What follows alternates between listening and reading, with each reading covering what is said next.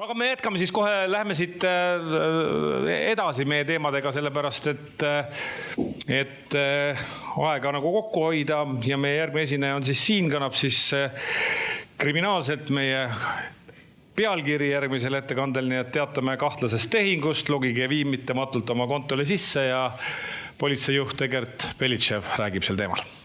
Palun! Tere päevast. Mul on suurepärane koostöö Andmekaitse Inspektsiooniga. Et ma tean seda, et mul alati nagu ajaraamis püsimine on valmistab raskusi, nüüd ma sain 5 minutit juurde siit. Andmekaitse 360 kraadi. Sissejuhatuseks ütlen nii palju, et tegelikult kui sellele konverentsile selle esinemise kutse sain, siis unustasin küsimata, et millist nurka või milliseid kraade vaatama peame. Eks, et kas see konverents räägib sellest, et andmekaitse on kui tüütu kohustus, mida tuleb lihtsalt taluda, või et andmekaitse on midagi, mis aitab meie turvalisust tagada. Aga loodetavasti, kuna ma siia tulin ilma selle teadmiseta, siis loodetavasti saame selle sõidu jooksul ka äkki ühise vastuse sellele küsimusele. Nii, aga siis sellest, millest kavatsesin rääkida. Ehk siis, kes teist saalis, tõstke käsi, kes on näinud sellist pilti või midagi sarnast? Üllatavalt vähe, ülejäänud ei kasuta arvuti siis keskkonda ilmselt või e-poste. Jah, see on siis edasi arenenud kunagistest Nigeeria pintsikirjadest, kus me kõik saime neid kirju või vähemalt osad meist, kellel oli tol ajal e-postkast, said need kirju Nigeeria printsidelt, kus avanes suurepärane võimalus siis kiirelt rikastuda. Ja tänapäeval ega midagi ei ole muutunud, lihtsalt Nigeeria printsid on asendunud kellegi teisega, aga ikkagi avaneb alati suurepärane võimalus kiirelt rikastuda. Kui te olete näinud selliseid kirju või mõnikord lehest lugenud selliseid kirju, mis te arvate, kas keegi langeb selle pettuse ohvriks ka? Tõstke käsi, kes arvab, et selliseid inimesi ei ole olemas. Tõstke käsi, kes arvab, et tema langeks selle pettuse ohvriks.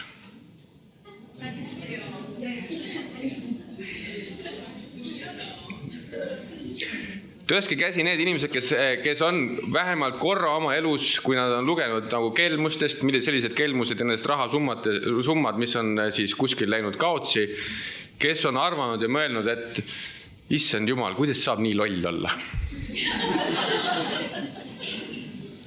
Kes on selle sama asja juures mõelnud, et tegelikult lollidelt tulebki raha ära võtta? Tänan selle aususe eest. Millest mina tahan teile rääkida täna on see, et arvestades tänast maailma ja kui palju me erinevates kohtades kogume andmeid ja kui palju tegelikult andmeid on võimalik ka kätte saada, siis ma tahan öelda või rääkida sellest, et see maailm, kus me vaatame nendel teemadel otsa ja mõtleme, et lollidelt tulebki raha ära võtta, on ammu möödas. Ehk siis tegelikult ma luban teile ja ma olen seda kihlvedu alati valmis vastu võtma. Kui teie seast on keegi, kes ütleb, et temale ei ole võimalik teha kelmust, mille õnge ta läheb, siis veame kihla, me suudame 2 päevaga selle kelmuse teile korraldada. Aga selle kokkuleppega, et siis see osa, mis me teilt ära võtame, jääb Politsei- ja Piirivalveametile.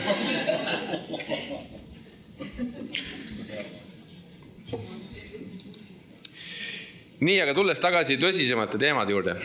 3770 kelmuskuritegu registreeriti aastal 2025. Tegemist on, kui me vaatame Eesti statistikat ja üleüldist kuritegevuse statistikat, siis on üks vähestest kuritegevuse valdkondadest, mis on viimase 5 aasta jooksul on regulaarses kasvus. Iga aasta 10% rohkem kui eelmine aasta. Kui me mõtleme Eesti kuritegevuse peale, siis kui paljud teist on kogenud viimasel ajal seda, et kõnnid näiteks Tallinna vanalinna tänavatel ja teie käekott või rahakott varastatakse ära. Tõstke käsi, kes on seda kogenud. Seda on hea kuulda. Me oleme teinud head tööd. Ja tõepoolest, sellised ka vägivallakuritegevused, sellised rasked kuritegevused on Eestis aina enam ja enam vähem. Ehk siis, et sellised raskete kuritegude numbrid on pidevas languses olnud või olnud püsinud stabiilselt madalal tasemel. Mis on aastalt kasvanud, on varavastased kuriteod ja sealhulgas kõige rohkem kelmused. Täna ma võin ausalt tunnistada seda, ehk siis, et kelmused on Eesti ühiskonda üks kõige rohkem mõjutavamaid kuriteoliike. Ja miks ma seda ütlen, on sellepärast, et iga päev vähemalt 2 Eesti inimest kaotab oma raha. Kogu oma raha. Ja kui te arvutate Eesti elanikkonna hulga kokku ja teete selle kiire tehte, et iga päev 2 inimest vähemalt kaotab oma raha, siis üsna pea oleme me kõik laustunud. Ja need rahasummad ei ole väikesed. Ja hea uudis on see, et Eesti inimestel ilmselt ikkagi raha on ja need tagavarasid. Aga need rahasummad ei ole väikesed, sellepärast, et kui me vaatame kas või eelmise aasta kahjusid, siis, ja need on raporteeritud kahjud. Ja need on need, millest meid teavitatakse. Sest uskuge, kui me rääkisime sellest, et kuidas keegi sai nii loll olla, siis ka väga paljud need isikud või inimesed, kes selle kuriteo ohvriks langevad, pärast seda mõtlevad, kuidas ma sain nii loll olla. Ja nad lihtsalt ei teavita sellest, sellepärast, et neil endil on ka häbi. Ja mina ütlen siinkord, kinnitan veel kord, ei pea tundma häbi, sellepärast, et tegelikkuses on võimalik iga Eesti inimese jaoks korraldada kelmus, mille ohvriks ta langeb. Luban teile seda. Eelmisel aastal, puhtalt siis eelmisel aastal teavitatud kahju 30 miljonit eurot. Kas teie seas on ehitusettevõtteid ka? Ei ole. Kui palju võiks maksta 1 kilomeeter 4-realist teed Pärnusse? Rohkem kui 1 miljon. See on jumala adekvaatne. Ma olen vaadanud viimaste aastate statistikat. See on jumala adekvaatne selline hinnang selle 1 kilomeetri kohta. Kui palju Tallinnast Pärnusse kilomeetrid on? 132. Kes on tundnud, et jube tüütu on sõita sinna Pärnusse? Viimase 5 aasta jooksul on Eesti inimesed andnud kurjategijatele rohkem kui 150 miljonit eurot. Kui me oleks teinud need vabatahtlikud annetused teede ehitusesse, siis me kõik sõidaksime juba ilma igasuguse ebamugavuseta 4-readisel teel Pärnusse ja tagasi, kui keegi tahab veel tagasi Tallinnasse tulla sealt. Ehk siis tegelikkuses kelmused on väga palju Eesti ühiskonda mõjutav. Ja kui ma räägin kuritegevusest, siis me võime tihtilugu mõelda sellest, et mida see siis kõike nagu tähendab. Et see ei ole ainult see rahaline kahju või see, et see Pärnusse 4-realine tee jääb ehitamata, vaid seal on väga palju ka muid mõjusid. Esiteks need kaotatud elud ja need kaotatud finantsid. Me räägime inimestest, kellel tegelikult, kes on kogunud aastaid omale raha, valmistan seda ette näiteks lastelastele või investeerimiseks, kes ühe sõrme nipsuga kaotab selle kõik. Sellest tekivad väga suured vaimsed probleemid, sellest võivad tekkida enesetapud. Need on kaotatud Eesti inimesed, keda me ühiskonna jaoks kaotame. Majanduslik haavatavus ja vaimsed probleemid, see on see, millest ma räägin, aga teine asi ka see, et kui me räägime täna toimetulekust ja sellest, et toimetulek muutub kogu aeg nagu üha suuremaks ja suuremaks probleemiks ka Eesti ühiskonnas, siis ka sellised kelmuskuriteod aina süvendavad seda ka toimetuleku kriisi. Ehk siis meil tekib aina rohkem ja rohkem juurde neid inimesi, kelle toimetulekut on vaja aidata riigi poolt. Ja veel üks asi. Usaldus riigi vastu. Ja ma arvan, et see usaldus riigi vastu saab iga päev, iga nädal, iga kuu nende samade kelmuskuritegudega kogu aeg pihta. Kuidas ta saab pihta? Väga erinevate kanalite kaudu.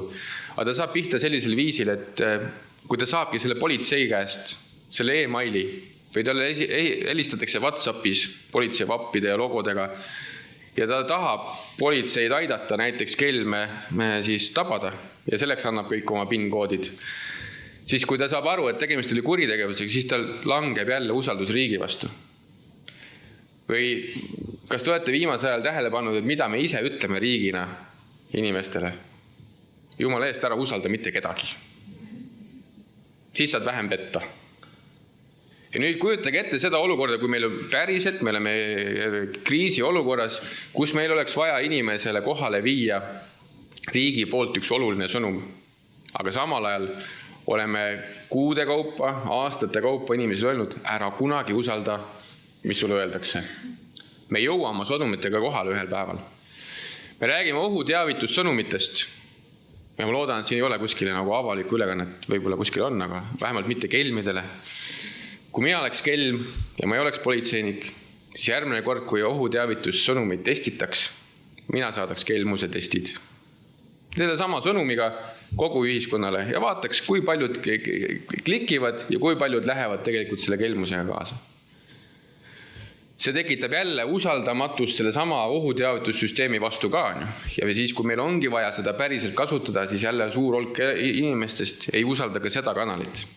Ehk siis, et selle kuritegevuse liigi vohamine tegelikult tekitab väga suurt usaldamatust ka tervikuna riigi vastu.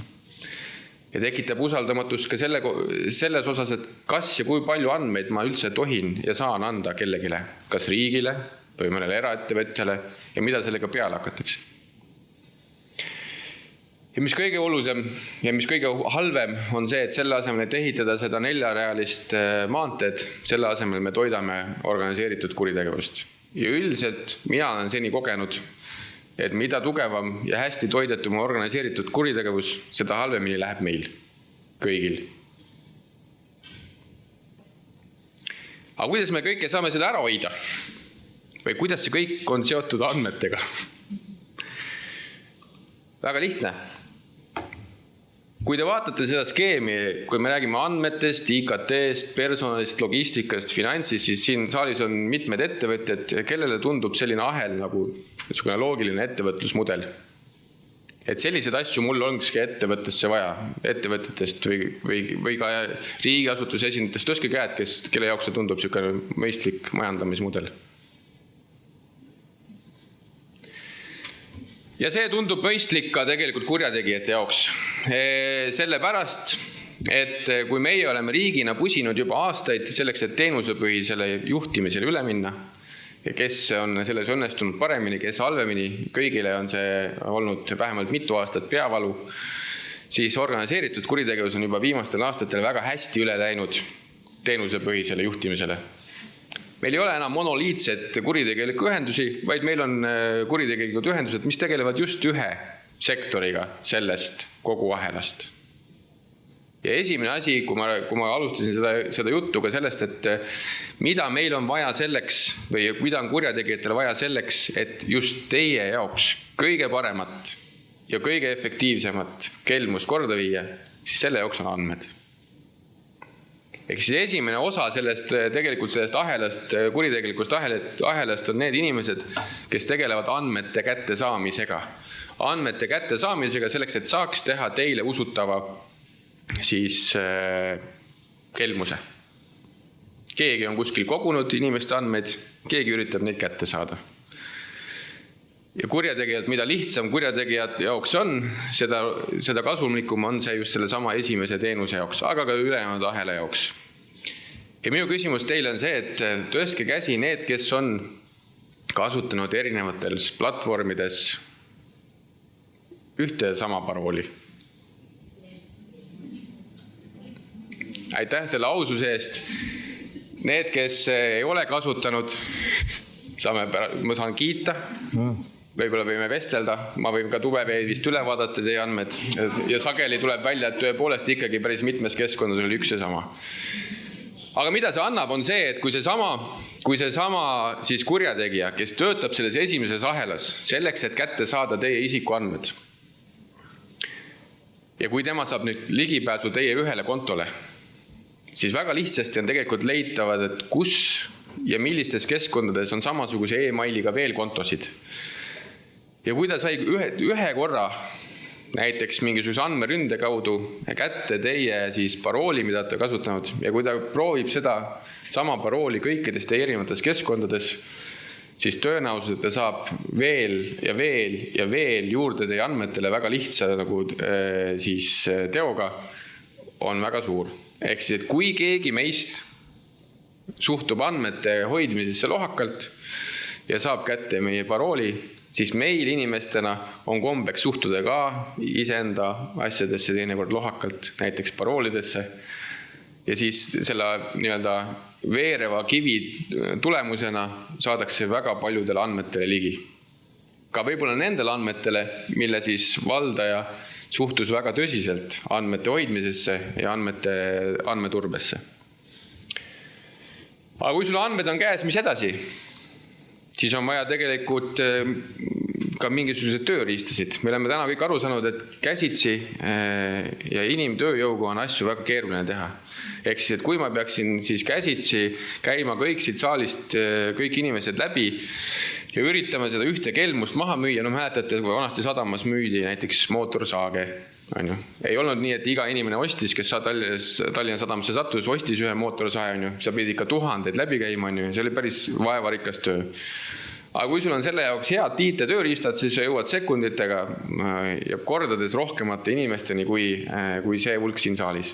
Minu käest on küsitud, on ühe Eesti ettevõtte juht, kes oli nii lähedal oma siis ettevõtte kontode üleandmisele, küsis minu käest, et kuidas ta täpselt teadis, et mul see TPD-pakk on tulemas. Ta pidi teadma seda. Ja mina ütlesin, et ta tegelikult ei teadnud. Lihtsalt periood oli selline, kus kõik Eesti inimesed said pakke. Aga see keeratakse nii personaalseks, et sul on tunne, et võt see ongi just minu pakk, millest jutt käib. Ja pärast seda ta läks oma kontorisse tagasi ja see võimalus on tegelikult kõikide ettevõtjatel, läks oma kontorisse tagasi ja pangaga koostöös seadis sisse siis kohustuse, et mitte ükski juhatuse liige ei saa üksinda mitte ühtegi tehingut siis kinnitada. Ja selleks on vaja lõpuks ka personali. Ehk siis neid inimesi me täna näeme aga väga palju seda, et kuskil liigub ka sularaha ja ka kelmid ei ole jätnud ka seda sularaha hooleta. Et kui sul pangas ei ole kokud kõike sukkasäärde, siis tegelikult on vaja ka see sukkasäärest kõik kätte saada. Ja selleks meil on olemas need tankistid, need pätid, need kullerid, kes käivad ukselt uksele, kes paluvad postipakkidega saata sularaha ja kes nendest postiautomaatidest neid raha välja võtavad või siis ka sinu ukselt selle raha tulevad ja vastu võtavad. Ja lõpuks on vaja ka finantse. Ehk siis me oleme aru saanud või täna maailm toimib nii, et kasutada võiks justkui ainult legaalset raha. Selleks, et kuritegelikust rahast saaks legaalne raha, on vaja seda suurtes mahtudes pesta. Ja selle jaoks on kogu siis kuritegeliku ahela osad, kes tegelevad rahapesuga. Vanasti oli nii, ma mäletan seda, et kui ma 20 aastat tagasi tööl hakkasin, siis ma teadsin Aseri pätte. Teadsin pätte, kes tegelesid narkokuritegevusega ja ma teadsin, et nendel nagu on Lasnamäel mitu korterit ja need korterid on ainult selle jaoks, et hoida seda raha nii kaua, kuni see saaks pestud. Tänapäeval enam ei ole vaja hoida neid korterites, aga selle jaoks on väga hästi üles ehitatud, väga hästi töötavad siis rahapesuskeemid, mis tähendab, et see, et kui sinu andmed on kuskilt läinud rändama, sulle ehitatakse üles see suurepärane kelmuskeem, mille õnge sa lähed, siis see, et sinu raha sinu juurest lahkub jäädavalt ja igavesest ajast igavesti, ilma igasuguse jäljeta, juhtub sekunditega. Ja nüüd tulles selle samade andmete juurde tagasi, et iga ühe jaoks on võimalik ehitada üles kelmus, mille ohvriks sa lähed. Üks asi on need varastatavad andmed, aga teine asi on ka need andmed, mis meil tegelikult on lihtsalt veebis kätte saadavad. No, siin on üks näide sellest. Tegemist on siis haudade registriga.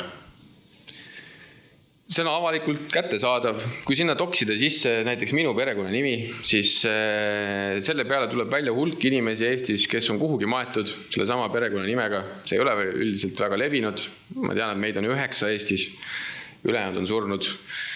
Ja kui ma siis ühel päeval saaksin sellel hetkel, kui mul tõesti on tööl väga kiire ja saan selle SMS-i või e-maili, mis ütleb, et kuskil seal samas Tapa surnuaias selle numbriga haud, tema siis surnuaia tasu või hauatasu on maksmata, ole hea, vajuta selle lingil, tee ülekanna ja üldse me soovitame teha sulle püsimaksekorralduse, siis paha aimamatult, kuna neid andmeid, mis lähevad täppi, on minu kohta nii palju, siis ma võin öelda, et tõenäoliselt võiks ka minule sellel hetkel olla see klikitav ja vajutada sellele lingile ja võib-olla teen ka püsimakse. Ja me tegelikult, kui me räägime kelmustest, ma arvan, et meie hulgas on nagu tuhandeid inimesi, kes maksavad iga kuu kelmidele, ilma et nad teaksid. Ma küsin teile lihtsa küsimuse, et kui paljud teist omavad näiteks iCloudi siis tellimust, tõuske käsi. Kui paljud teist kontrollivad, et 99 senti läheb maha 1 kord kuus?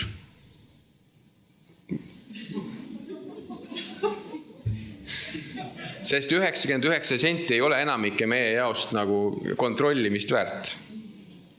Aga kui ta läheb 2 korda kuus maha, aga kui kelmid on juba leidnud 10 000 inimest, kes on paha aimamatult tellinud endale uue iCloudi siis tellimuse, aga mitte sel korral nagu Apple'i käest, vaid teistsuguse Apple'i käest 2 ampsuga õuna käest, siis nende jaoks on see juba suur sissetulek. Ja me oleme näinud ka, et me ei saa tegelikult mitte kuidagi muuta. Ehk siis me peamegi tegelikult selleks, et kelmuse vastu võidelda, ei piisa täna ainult politseist, selleks on vaja meie kõikide ühispanust. Ja selle mõju saavutamiseks me tuleb mõelda teistmoodi, tuleb mõelda suurelt, aga ei saa mõelda suurelt ainult Andmekaitse Inspektsioon või ei saa mõelda suurelt ainult Politsei- ja Piirivalveamet, vaid me peame kõik seda koos tegema. Ja ma toon selle ühe näite, mis see teistmoodi mõtlemine tähendab. Ka lihtsalt üks pilt ühest hiljutisest operatsioonist, kus meil õnnestus siis üle võtta või maha võtta üks suuremaid siis kelmide vahendusportaale nimega LabHost. Ja kui ma rääkisin IT-tööriistadest, siis need ongi need IT-tööriistad, mida ka organiseeritud kuritegevus siis ehitab. Ehk siis see vasakpoolne ekraan on see, mida näeb kurjategija, parempoolne ekraan on see, mida näete teie. Ja see on väga lihtne IT-tööriist.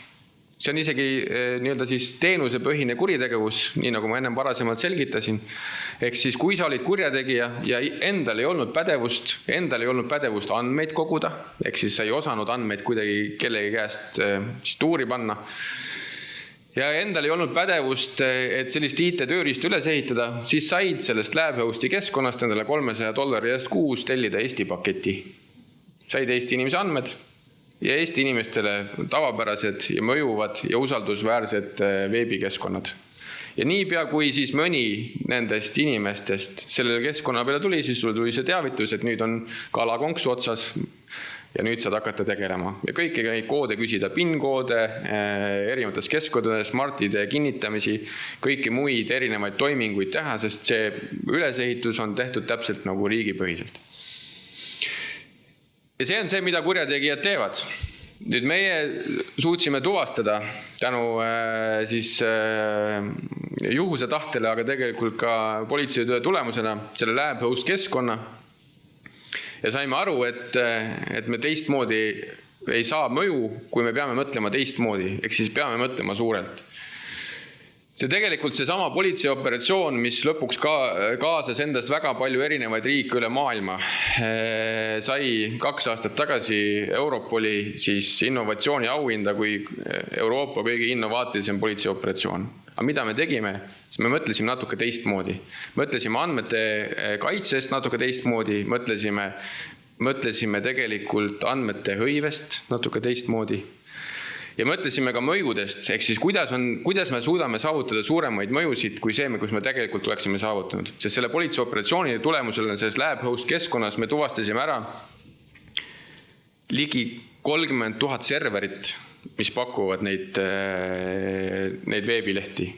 Me tuvastasime ära 66 000 erinevat siis sellist völts ja liba siis panga, telekomi või mis iganes muud veebilehte, mis oligi mõeldud siis jätma muljaks, et just kui sa logid sellele tavapärasele keskkonnale sisse. Ja me tuvastasime ära rohkem kui 10 000 kurjategijat. Ja siis me tuvastasime ära, et enamikus maailmas puudub tahtmine või soov neid kurjategijaid kinni pidada. Sellepärast, et kuigi oli kaasatud väga palju erinevaid politseiorganisatsiooni üle maailma, siis selle ühise operatsiooni tulemusena pidasime kinni 300 kurjategijat 10 000. Ja me saime aru, et kui me isegi sulgeme selle keskkonna, millega tekkis ka väga palju õiguslikke probleeme, õnneks olid olemas head andmekaitsespetsialistid, kes mõtlesid kaasa, õnneks oli olemas hea prokurör, kes mõtles kaasa, ja õnneks oli olemas hea kohtunik, kes mõtles kaasa ja kellega ühise koostöö tulemusena me jõudsime selleni, et me saime üle maailma kõik need 66 000 veebilehte ühel sellel samal hetkel kinni panna ja need samad ligi 30 000 serverit täpselt samamoodi kinni panna. Olenemata sellest, et me ei suutnud ära tuvastada, et just selle serveri kaudu või just selle veebilehe kaudu on pandud Eesti pinnal või Eesti kodaniku vastu toime kuritegu. Aga et saavutada suuremat mõju kui 300 kurjategijat, siis me teame, me paneme selle keskkonna kinni, kes on lugenud neid muinasjutte mitme peaga lohest, raiud ühe pea maha, mis juhtub? Kasvab mitu asemele. Selleks, et saavutada suuremat mõju, oli vaja teha midagi teistmoodi.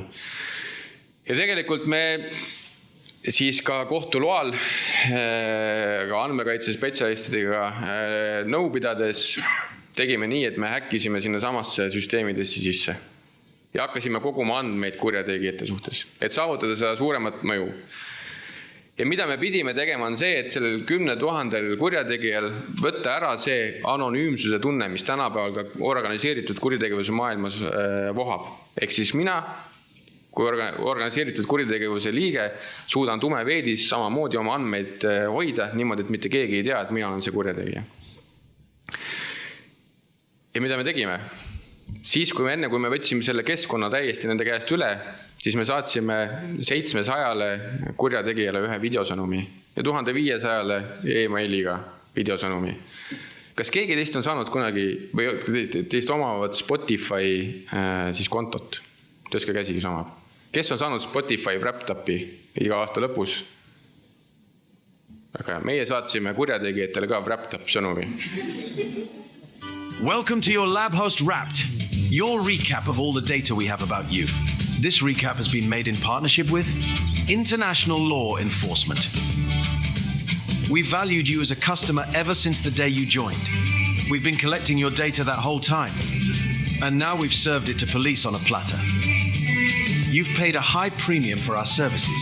I hope you didn't think anonymity was included in the price. We've been watching you every time you visited us. So many IP addresses. Honestly, I don't know why we kept them all. Remember these domains you've used on our site? Such creativity. I wonder if the company's legal teams will be as impressed. You've targeted victims all around the world. The police there may not be too happy with you. Think carefully about where you go on holiday next. That was your 2023 LabHost Wrapped. LabHost is dead now. Maybe we'll come back. Maybe we'll collaborate with police again. They've certainly enjoyed going through our data, and I'm sure they're looking forward to seeing you soon.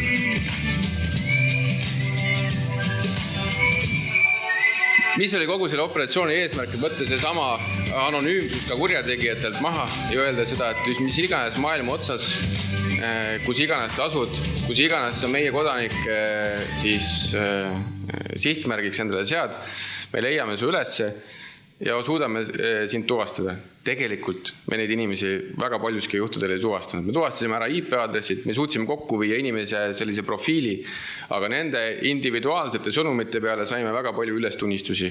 Eks suutsime IP-aadressite taha hakata panema inimese nimesid.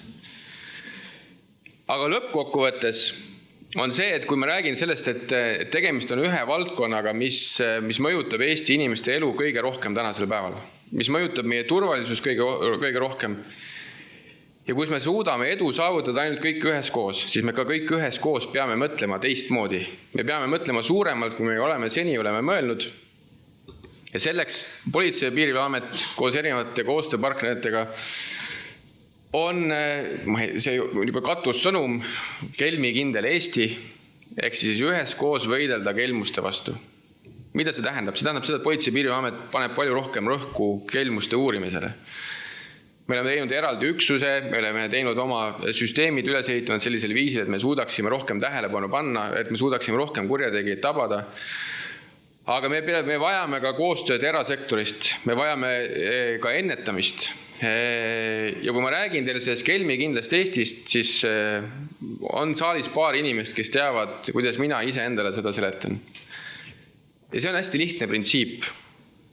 See lihtne printsiip tuleb tegelikult maja ehitusest. Mina kunagi aastaid tagasi renoveerisin oma suvilat. Ja siis küsisin ühe ehitusinseneri käest, et tead, kuidas saaks teha nii, et minu maja oleks hiirekindel. No, et nad ei tuleks sisse. Siis mulle meeldivad hiired, kui nad on väljaspool. Siis ehitusinsener ütles, et tead, ehituslikult on selleks väga vähe mooduseid. No üks võimalus, kuidas saada oma see suvila hiire kindlaks, on teha nii, et sa ehitad ühe betoonist kasti, mille hästi paksude seinadega, mille ei ole mitte ühtegi avavust. Ja siis on tõenäosus, et hiired ei tule sisse. Aga tõenäoliselt ei saa ka ise sisse. Või välja. Teine võimalus on nii, et sa ehitad oma suvila natuke hiire kindlamaks kui naabrite oma. Siis hiired lähevad naabrite juurde. Ja see tundub naljakas, aga tegelikult see on väga pragmaatiline. Kelmust ei ole võimalik maamuna pealt ära kaotada. Kelmust on võimalik teha kurjategijate jaoks võimalikult raskeks.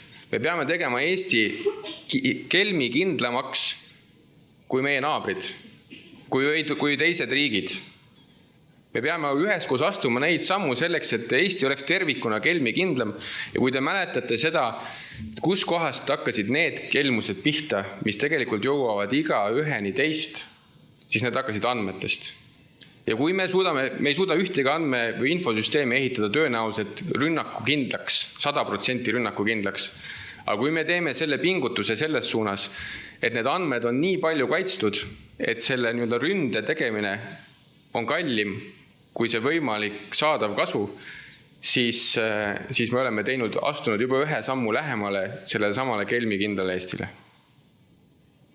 Ja ma loodan, et ma vastasin ka sellele esimesele küsimusele, millega ma alustasin, et kas andmekaitse on üks tüütu funktsioon nurgas, mida peab taluma, või see on midagi, mis aitab meie riiki teha turvalisemaks. Aitäh!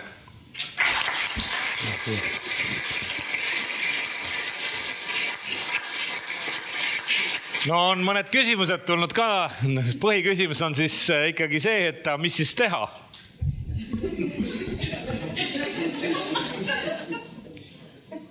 No ise tuleb olla tähelepanelik. Aga tegelikult on minu kõige parem vastus selle osas, et mida teha, mida iga eraisik saaks teha, on see, et iga kord, kui sul sa ei tohi mitte kuskile midagi sisestada, vaid iga kord, kui su käest küsitakse PIN-koodi või mõne tehingu kinnitamist või mingid komplekti andmeid, siis korra tuleks teha lihtsalt nagu mõttepaus, hingata nagu paar korda sisse-välja ja mõelda selle peale, et kas see, mida ma parasjagu teen, on siis nüüd päriselt minu enda huvides või see võib olla osa sellest nagu kelmusest. Lihtsalt hingata sisse-välja, sest väga sageli mida kelmid ründavad on see, et meil kõigil on kuhugi kiire täna. Ja me tahame kõiki hästi kiiresti kaelast ära saada. Ja võib-olla ka tahame hästi kiiresti kaelast ära saada andmekaitse küsimusi. Seal on küsimus hoopis teine, ma viimati ostsin teatripileteid ja mõttepaus võib muutub päeva pikkuseks. Ma mõtlen nii kaua, et piletid saavad enne otsa. Kas ei teki juba see oht, et mõttepausid muutuvad liiga pikaks, et inimesed muudku mõtisklevad? No alati tuleb igas asjast rakendada nagu mõistlikkuse printsiipi, aga see vähemalt on hea uudis see, et järelikult on Eestis ikkagi nagu häid teatrietendusi. See ei olnud Eestis. Aga on veel tulnud küsimus, mis on politseijuhi seisukoht selles, et meie riigis on nii palju andmeid avalikud, et see on hea näide hauaplatsidest, aga samamoodi ka muud avalikud registrid, olgu siis ettevõtte juhatuse liikme andmed koos koduste aadressidega, kuhu ettevõte on registreeritud või mitte. Ja ma arvan, et siin ongi see koht ka, kus tegelikkuses tuleks nagu ka hingata sisse ja välja. Ehk siis, et korra läbi mõelda, mis on see asi, mida me tahame. Ehk siis me ei taha tegelikult elada lõpuni selles nagu betoonkastis.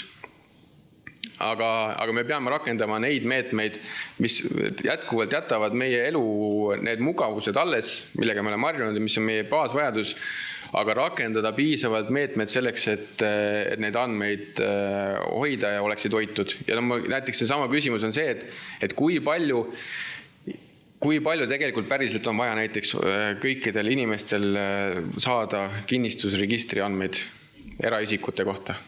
Ma ei tea. Kui teist siit saalist, kui palju teie eraviisiliselt vajate näiteks kinnistusregistri andmeid, olete aastas vajanud korra kellegi teise kohta kui iseenda kohta? Ma tean, et ajakirjanikud vajavad, sest iga aasta on vaja teha see ülevaadet, kui palju siis nagu tuntud inimesed. Me tahame teada, palju inimestel raha on. Ma küsin selle esimese küsimuse uuesti, ma sõnastan seda teistmoodi. Mida politseijuht teeb teistmoodi? Ma saan aru, et mõtiskleb. Aga mida ta teeb teistmoodi kui meie igaüks siin? Mina või? Täpselt. Vot, politsein on see, et meil palgad on väiksed, mul ei ole väga palju raha ka, aga isegi seda ei tahaks kaotada, eks ju. Ei, aga reaalsus on see, et tegelikult tuleb lihtsalt nagu veenduda selles. Kui keegi küsib sinu käest raha, sa saad alati selle nagu pausi teha, helistada talle endale tagasi, et oma iseenda telefoni raamatus olevalt tuntult numbrilt on ju, siis sa saad sageli aru, et võib-olla see ei olnudki see inimene, kes päriselt sinuga kontakti võttes. Aga mida mina isiklikult teen teistmoodi on see, et ma väga pikalt vestlen kelmidega.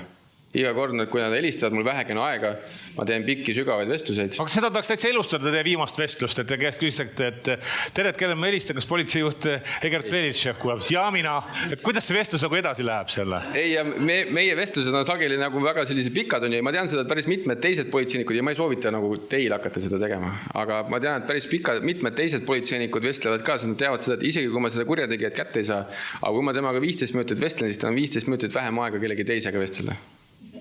Aga on tekkinud nagu vestluse lõpus ahvatlus ka ikka mõnele lingile vajutada või?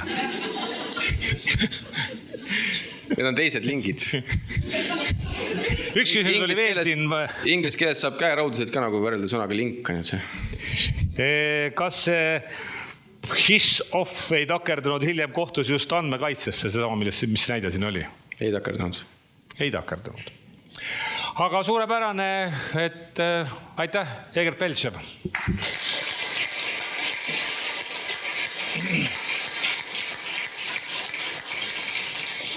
Nii, meil on siis viimane paneel, meil on ette nähtud see sirutuspaus, see tähendab seda, et keegi ei tule taidlema, keegi ei tule teile joogat tegema. Ise võite teha, seda ma tahtsingi öelda, ärge saalist välja minge, lambipirne ärge suhu pange. Et sellega on selle lambipirne, võite kodus proovida. See on kaks asja, lapsed ärge pange ubeninna, eks ju, lapsed poleks elus selle peale tulnud, et ubeninna panna. Võite kodus proovida, ei saa kätte, eks ju, saate aru. Ja lambipirniga on sama, tuleb suhu pidi just kergesti minema, aga pärast välja ei tule mitte kuidagi. Nii et ärge pange siis ubeninna lambipirni suhu, aga sirutada võite, aga ärge ruumist välja minge, me sätime ennast valmis, paneme endale mikrofonid külge paneelis osalejad ja siis me kohe jätkame, et me ei raiska teie aega siin, et me kohe jätkame, et mõne minuti pärast.